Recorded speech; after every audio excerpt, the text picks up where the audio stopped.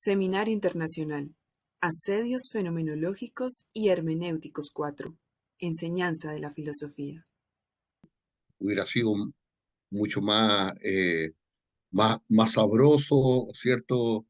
Y mucho más enriquecedor en los lazos humanos, afectivos, ¿cierto? Hacerlo presencial, pero bueno, estaremos en algún otro minuto en Colombia y espero visitarle, ¿m? Para poder compartir algunos de estos temas.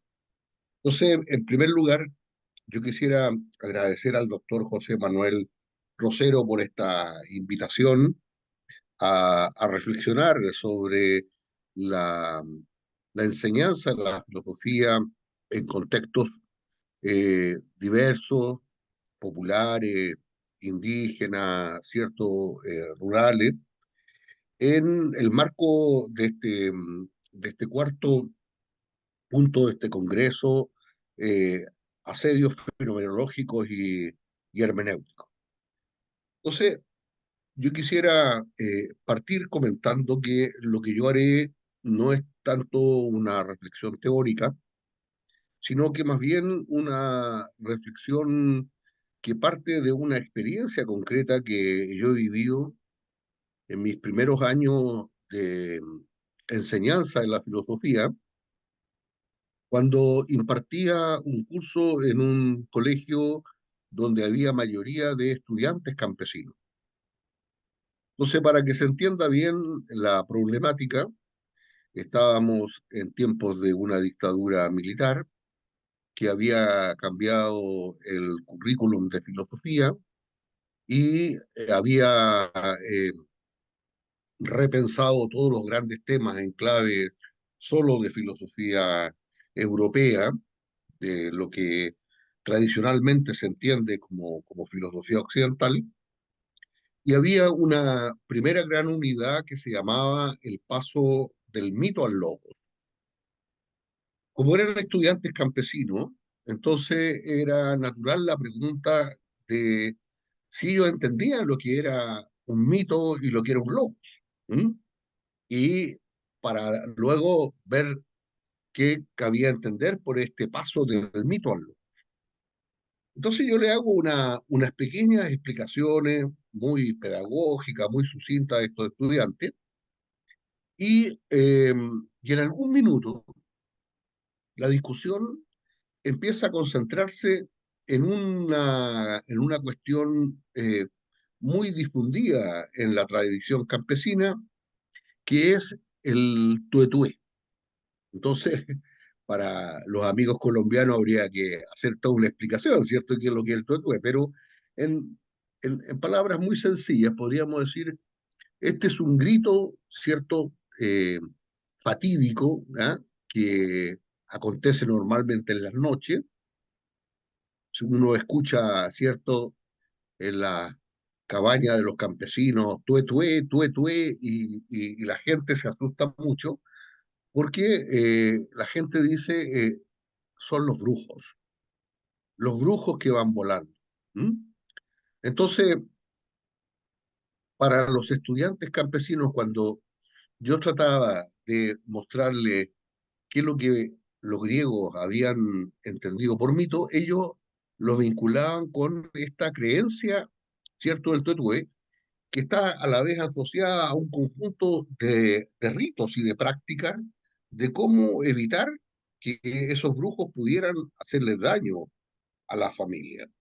Entonces, habían oraciones, había que hacer una serie de procesos relacionados con el fuego, con la sal.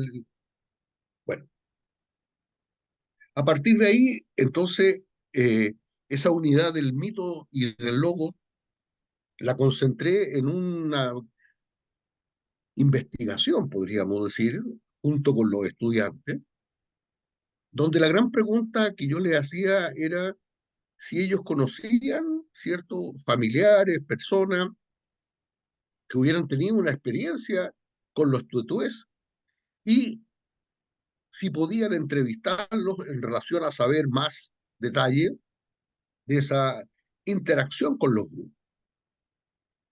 Bueno, Esa experiencia yo la hice durante varios años seguidos, al punto que al cabo de 4 o 5 años ya tenía una serie de materiales donde las personas que ellos entrevistaban mostraban ciertas historias, relatos, donde ellos interactuaban, ¿cierto?, con los grupos. Y al interior de los cursos que yo dictaba, se producía una suerte de polémica porque los estudiantes eh, se disputaban sobre si efectivamente los brujos existían o no existían. Entonces, algunos de ellos, ¿cierto? Me pedían que yo como profesor de filosofía formado en la universidad dijera que los brujos no existían. ¿Eh? Y para mí, por cierto, que era muy complejo porque yo de partida estaba en la idea de profundizar el sentido y significado que tenían, ¿cierto?, los brujos en la vida de los campesinos.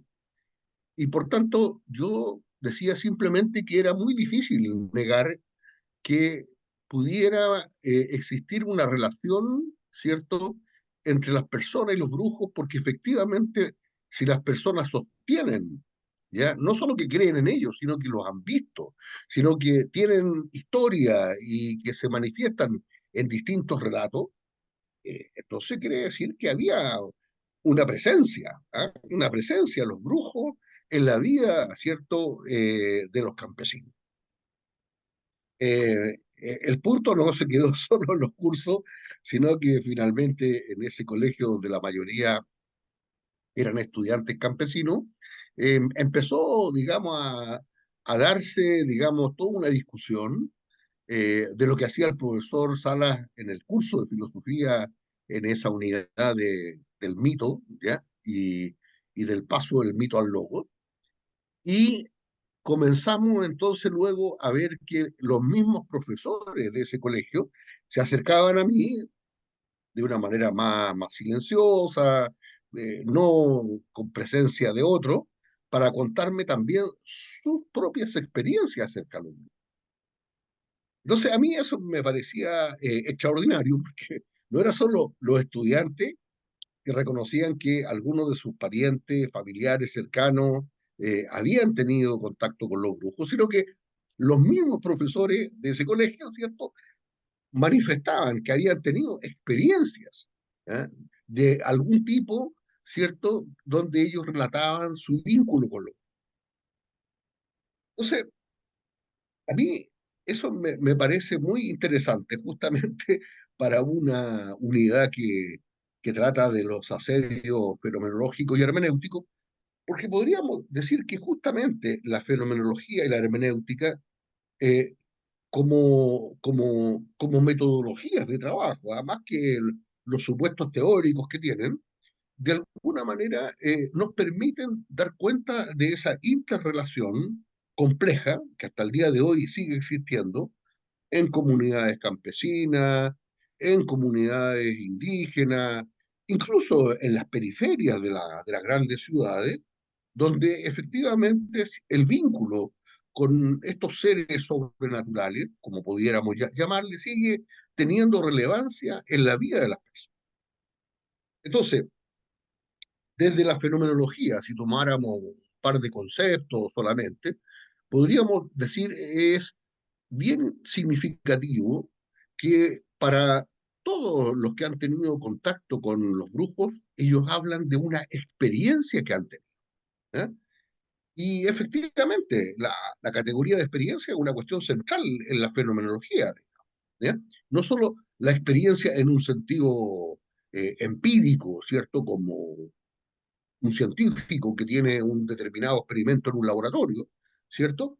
Sino que la experiencia en cuanto a una vivencia que las personas tienen con este mundo sobrenatural que está ahí incidiendo, ¿cierto?, en sus precomprensiones, en sus creencias, en sus ideas. ¿Mm?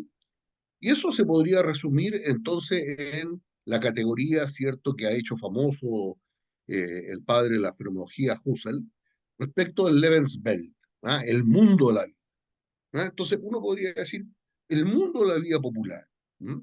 De las comunidades campesinas, indígenas, de los migrantes, de los pobres que viven en las periferias de nuestras grandes ciudades, es un mundo que está de alguna manera en relación directa con determinado tipo de entes sobrenaturales, que van de alguna manera definiendo prácticas muy concretas, no solo de tipo religiosa, sino que también prácticas de tipo cultural, respecto de cómo ellos interpretan la asociación de los brujos, que por cierto, en casi todas las culturas están asociados con personas que tienen poderes para hacernos daño.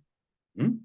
Entonces, si tomáramos ahora desde las categorías de la hermenéutica, ¿cierto? Pudiéramos decir también, esto nos puede ayudar porque justamente la metodología de la interpretación lo que busca dar cuenta son los sentidos y significados que tiene, ¿cierto?, un sujeto en interrelación con su propia cultura.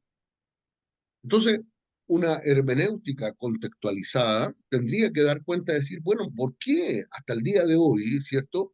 En muchos de nuestros países, y no solo en América, sino que en África, en Asia, e incluso en Europa, digamos, hay unos trabajos muy interesantes sobre cómo operan, ¿cierto?, estos sistemas de creencias y de práctica social, la brujería también, ¿ah? En países que uno llamaría así de buena primera como ilustrados, racionales, modernos. Entonces, la gran pregunta, ¿cierto? Que yo me hice y me sigo haciendo desde esos años que me inicié como profesor, es la relevancia que llega a tener este discurso acerca de los brujos en la vida de las comunidades que han sido subalternizadas por una sociedad dominante que se quiere racional, tecnocientífica, y cómo eso nos obliga a los que hacemos filosofía a repensar de otro modo nuestra relación con lo que pudiéramos llamar los símbolos, con los mitos, con los ritos. ¿Ah? Todo un campo en el que yo me formé cuando hice mis primeros estudios doctorales, ¿cierto? Que tiene que ver entonces con una filosofía intercultural de la religión. ¿Mm? Entonces, yo diría que para mí la cuestión más importante, ¿cierto?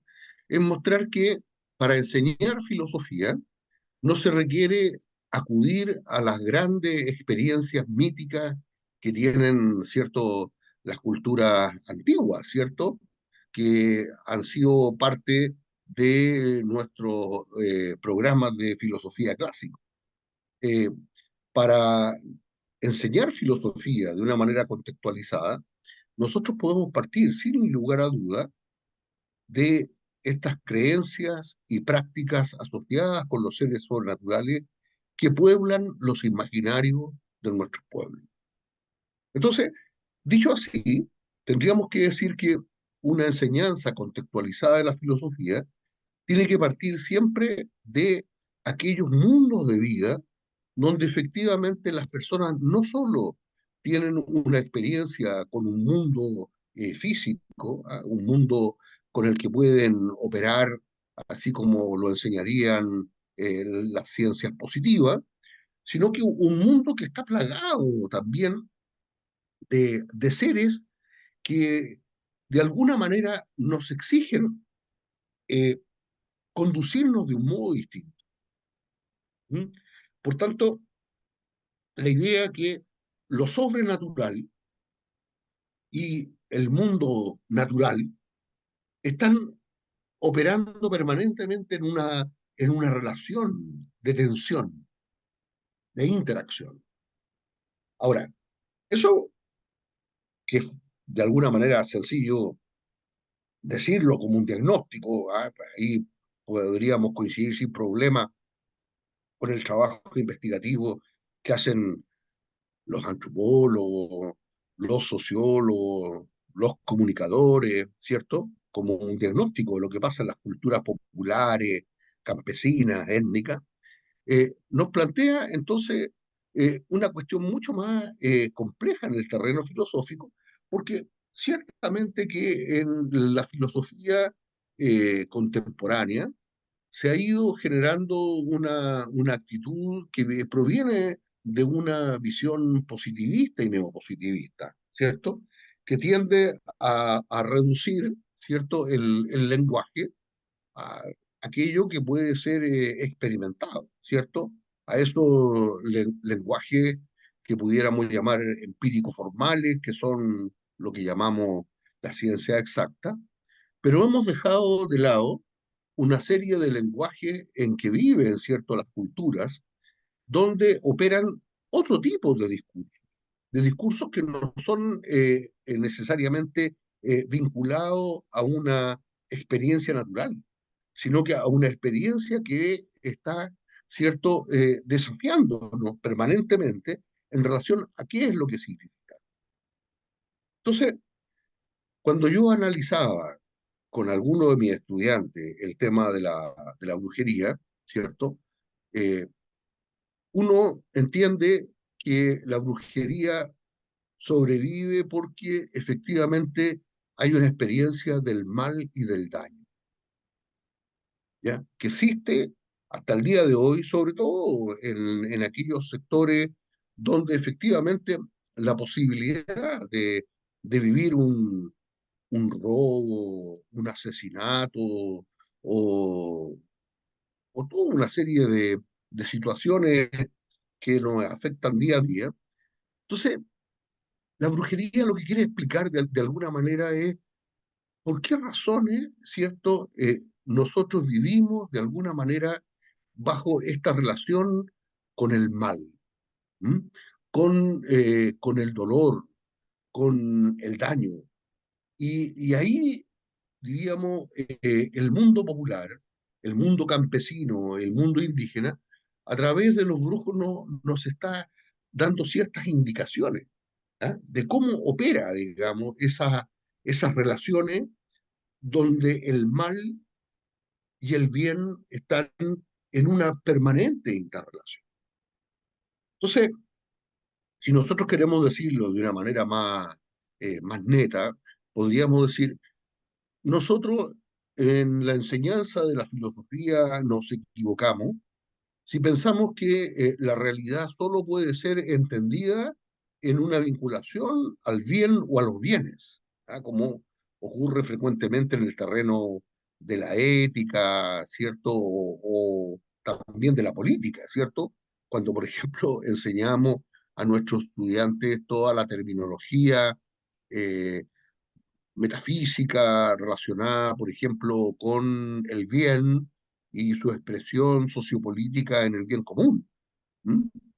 Para todos nosotros que vivimos en países donde hay conflictos muy graves, ¿cierto? De todo tipo, está claro que el bien común no es la experiencia que nos rodea y que estamos permanentemente relacionando con nuestra vida cotidiana. Más que el bien común, lo que muchas veces vamos encontrando es el mal común, los males, ¿cierto? Que están operando, ¿cierto? En nuestras vidas cotidianas. Males de distinto tipo, ¿cierto? El mal mayor puede ser perder la vida, pero también hay otro tipo de males, como puede ser el robo, la violación de niños, de jóvenes, ¿cierto? Perder el trabajo. Bueno, todo eso que nos afecta y que nos va produciendo como seres humanos una serie de preguntas respecto del sentido mismo de la vida. Entonces, para ir como redondeando, ¿ah? Esta idea que yo viví siendo un joven profesor de filosofía hace alrededor de unos 35 años atrás, ¿cierto? Es justamente algo que yo he tratado de reflexionar en un libro, ¿cierto?, que ha dado vuelta por distintos países, ¿cierto?, que es el libro sobre lo sagrado y lo humano. ¿Qué quiero decir fundamentalmente con eso de lo sagrado y humano? Quiero decir que hay una concepción incorrecta de la filosofía que piensa, ¿cierto?, que todo se puede explicar en un terreno racional, ¿va? En un terreno de lo meramente natural. ¿M? Eh, por tanto, entonces, la filosofía está obligada a hablar solo en términos de lo que es inmanente, ¿ah? Inmanente a la vida humana. Y yo tiendo a pensar, más bien, que la filosofía, si tiene sentido, ¿ya?, hasta el día de hoy en todas las culturas, es justamente porque ella habla no solo de lo que es tangible, de lo que es natural, de lo que correspondería a esa inmanencia, ¿cierto?, del mundo natural, sino que la filosofía tiene que dar cuenta de una serie de experiencias donde estamos, ¿cierto?, en confrontación con eso que va más allá de lo tangible, ¿cierto? Y eso supone entonces adentrarse en una serie de discursos y de imaginarios que están presentes en todas las culturas populares, indígenas, étnicas, y que son fundamentales para pensar filosóficamente estos grandes problemas que nos afectan, ¿cierto? Preguntas que son esas que normalmente nosotros decimos que son propias de los adolescentes, pero que son preguntas existenciales finalmente, ¿ya? ¿Por qué nacimos, cierto? ¿Por qué tenemos que morir?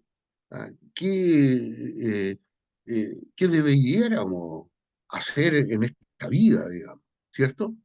Como se dice vulgarmente, ¿cierto? Porque después de esta vida no hay otra vida.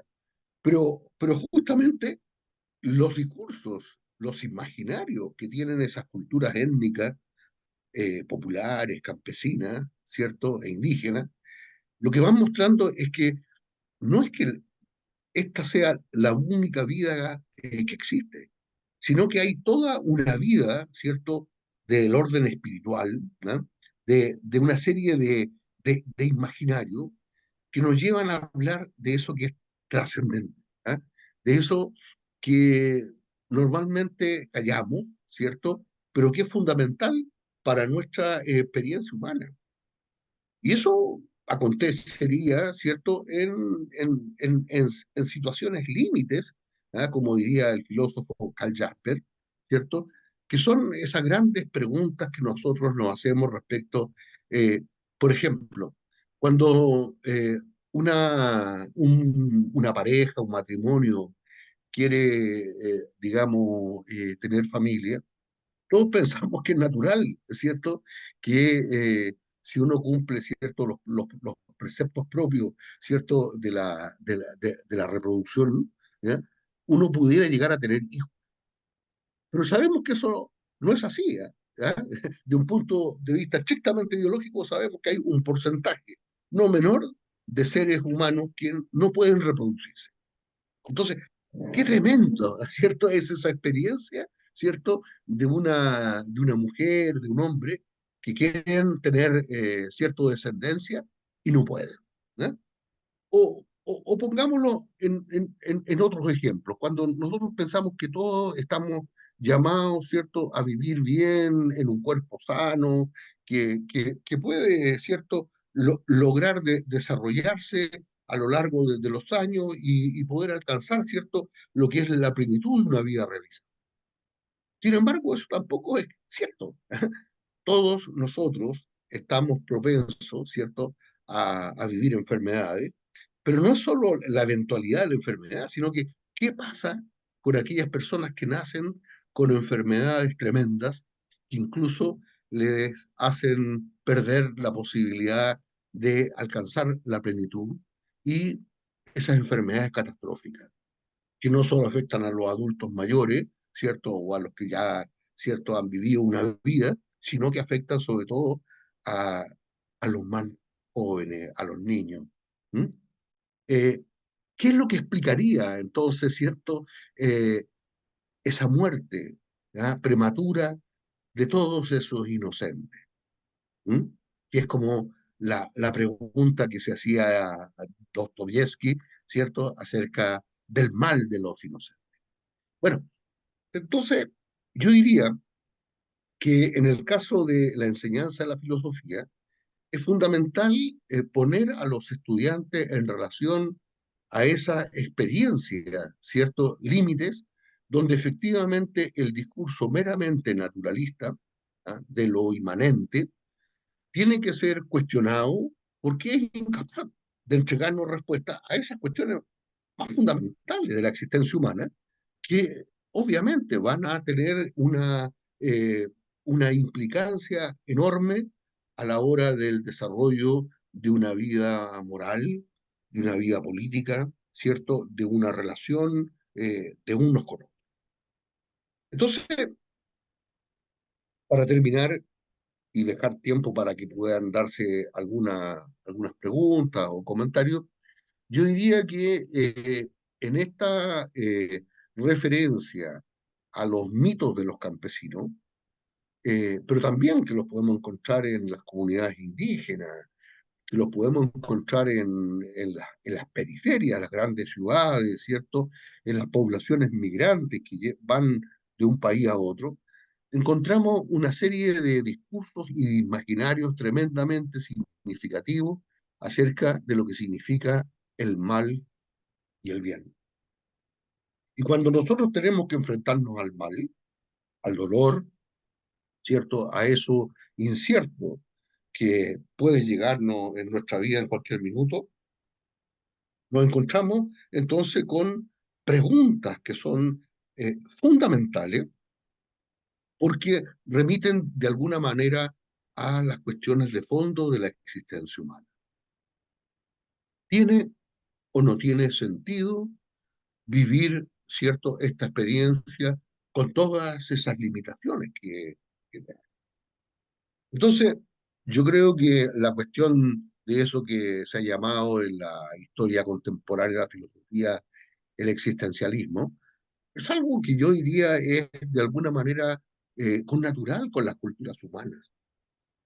Todos los seres humanos, ¿cierto?, de todas las culturas, están inmersos en esas preguntas fundamentales para dar sentido y significado a experiencias finitas y donde efectivamente es una suerte, ¿ah?, para decirlo, ¿ah?, en un lenguaje popular, que nosotros podamos de verdad desarrollar una vida completa, una vida realizada cuando existen tantos elementos fortuitos que nos pueden impedir de verdad vivir bien, vivir de una manera realizada, y de eso que, bueno, la tradición, ¿cierto?, eh, aristotélica señalaba llegar a la felicidad.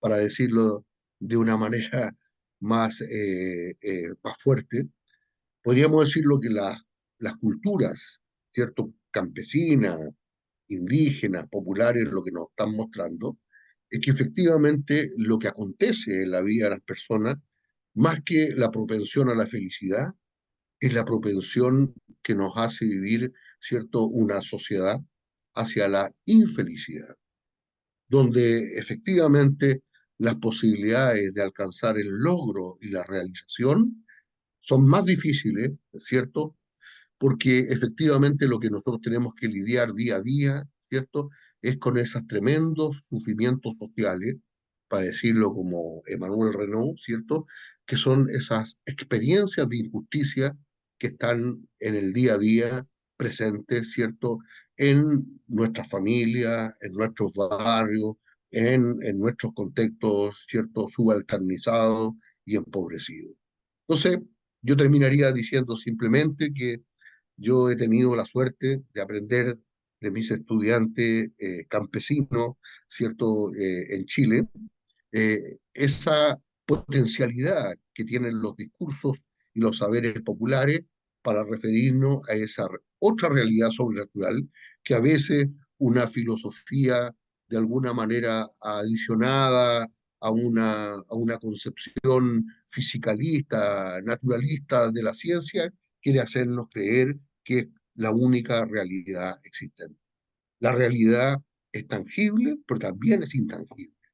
La realidad la podemos explicar de una forma inmanente, pero la explicación más fundamental tiene que ver con una cuestión de tipo trascendente. Y por eso yo he apelado en este libro, Lo Sagrado y lo Humano, a reflexionar que no podemos comprender cabalmente la experiencia humana si no nos abrimos a un sentido, ¿cierto?, que es superior a lo que es nuestra propia experiencia cotidiana, y eso significa abrirnos a algo que podemos llamarle de muchos nombres distintos, pero que tiene que ver definitivamente con lo trascendente. Yo por ahí dejaría mi exposición. Muchas gracias.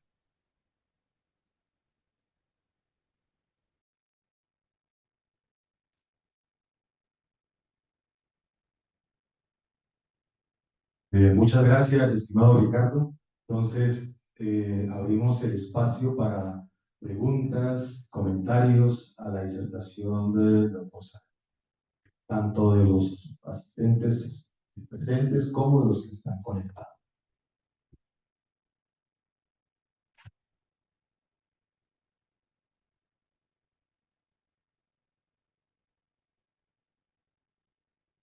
Profe, muchas gracias por la charla muy acertada. Ah, en lo que acaba de decir, lo último que me parece es como pues, por lo que dice usted, y va muy en relación con lo que decía esta mañana la profesora Fernanda, de que cuando sea un filósofo mexicano dice que en la cultura hay filosofía. Lo que pasa es que siempre hemos convivido con la cuestión de la filosofía occidental, pero eh, creo que en América tenemos nuestros propios saberes. Hablamos de la cultura latinoamericana, de la cultura latinoamericana, pues efectivamente la filosofía latinoamericana. Entonces, la pregunta va en, ¿es posible hacer un pensum, un currículo partiendo de todos esos imaginarios, esos saberes de las culturas indígenas, campesinas, afros, que tienen sus historias, sus cosas, y además como sin currículo con ellos para enseñarlos, no solamente en las instituciones de educación media, sino también en las universidades? ¿Hay alguna otra pregunta que quisiéramos hacer? Bueno, mientras miramos qué pregunta en el chat, eh, tiene la palabra Ricardo. Eh, yo creo que, mira, es una buena y excelente pregunta para poder hacer algunas precisiones respecto de una suerte de perspectiva descontextualizada en que nosotros hemos recibido la formación de la filosofía en las universidades y que ha tenido implicancias muy serias respecto de la dificultad que tenemos los filósofos para poder comprender el sentido y significado de las culturas populares, étnicas, campesinas. ¿M? Entonces, yo quisiera referir también a una experiencia que yo viví, ¿cierto?, en mis tiempos de pensar en hacer un doctorado. Eh, En ese tiempo, cierto, había una preocupación muy grande por un filósofo francés, eh, que es de alguna manera el precursor de esta interacción entre fenomenología y hermenéutica, que es el filósofo Paul Ricoeur. ¿M? Ricoeur, cierto, fue un autor muy significativo, cierto, en los años 80, 90 del siglo pasado. Tiene una obra extraordinariamente voluminosa, ¿ya? Que desde sus primeros trabajos, de su tesis doctoral, lo voluntario y lo involuntario, hasta su último trabajo sobre filosofía de la historia, la memoria y el olvido, ¿cierto? Lo que nos va mostrando es el desarrollo de una interpretación muy compleja de lo que es la cultura contemporánea y de sus imaginarios. Entonces, en ese tiempo, eh, yo ya estaba en posesión de una aprehensión de las culturas campesinas en Chile y notaba que muchos de los elementos míticos provenían de la cultura indígena ancestral, en particular, ¿cierto?, de la visión que entrega a la cultura chilena y argentina el, el mundo mapuche. ¿Mm? Entonces, cuando se me pide hacer un proyecto doctoral, eh, dentro de mis preocupaciones era cómo poder dialogar, ¿cierto?, con un gran fenomenólogo y hermeneuta como era Riquer, pero aplicándolo a determinados relatos religiosos, ¿no? Entonces, en la universidad en la que yo estudiaba, ¿ah? Eh, varios de los profesores decían, pero qué pena que este estudiante, ¿cierto?, vaya a hacer una tesis, ¿cierto?, donde quiere trabajar el lenguaje religioso mapuche, porque en realidad sí, estudiar a Riquer sí tiene sentido, digamos, porque es un autor reconocido, propio de la filosofía europea, francesa, digamos.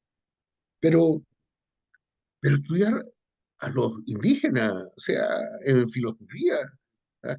Y más de alguno, ¿cierto? Con un ánimo así, a generar así ruido y generarme así una serie de consideraciones críticas, decía, ¿y qué es lo que la filosofía puede aprender, ¿ah?, de los indios mapuches? ¿Ah? Entonces, ¿por qué relatos anécdotas? Porque eso de alguna manera retrata lo que es una parte de nuestra academia latinoamericana. ¿Ah? Una academia bastante descontextualizada y pudiéramos decir una academia que de alguna manera se ha dedicado, ¿cierto?, a repetir los filosofemas de la filosofía occidental. Entonces, para un académico, ¿cierto? Resulta relevante hablar de filósofos, ¿cierto? Europeos, norteamericanos, más todavía si lo puede hacer en la lengua en que fueron escritos esos textos. Eso podríamos decir ya conlleva de alguna manera el reconocimiento académico pleno. Pero la gran cuestión que queda flotando, ¿cierto? Es cuánto de ese conocimiento que nosotros tenemos de esos textos escritos en otras lenguas pueden efectivamente llevarnos a reflexionar sobre lo que son nuestras propias experiencias, nuestros propios mundos de vida. Y ahí yo digo, ¿cierto? Y creo no ser excesivo, que una parte importante de la filosofía que se enseña en las universidades no dice mucho a las culturas y a los saberes populares. Más aún, yo diría, muchas de nuestras formas de enseñar filosofía de alguna manera son ignorantes de que efectivamente existen saberes culturales, saberes donde los pueblos, las comunidades populares, étnicas, campesinas, van articulando ciertos sentidos y significados que son propias, pudiéramos decir, no de una filosofía popular, sino que son cuestiones propias de las interrogantes existenciales que tiene un ser humano. Y eso es lo que a mí me parece más significativo de los aportes que ha hecho la filosofía intercultural, que justamente muestra y pone, cierto, el acento en ese acercamiento a los saberes que tienen, cierto, esas culturas que han sido subalternizadas, que siguen siendo discriminadas y de alguna manera que siguen siendo negadas. ¿Eh? Entonces, uno podría aplicar aquí esa expresión de Rodolfo Kusch en que él hablaba de la lógica de la negación. Mucho del trabajo filosófico que se repite en nuestras academias latinoamericanas es un trabajo, ¿cierto?, de comentar textos, pero sin los contextos. Y ese yo diría que es uno de los problemas serios que tiene hacer filosofía, ¿cierto? De una manera descontextualizada a lo que son los procesos culturales y políticos en Latinoamérica. Entonces yo creo que tenemos ahí un gran desafío y obviamente que la filosofía intercultural ha ayudado, ha hecho aportes significativos, ¿cierto?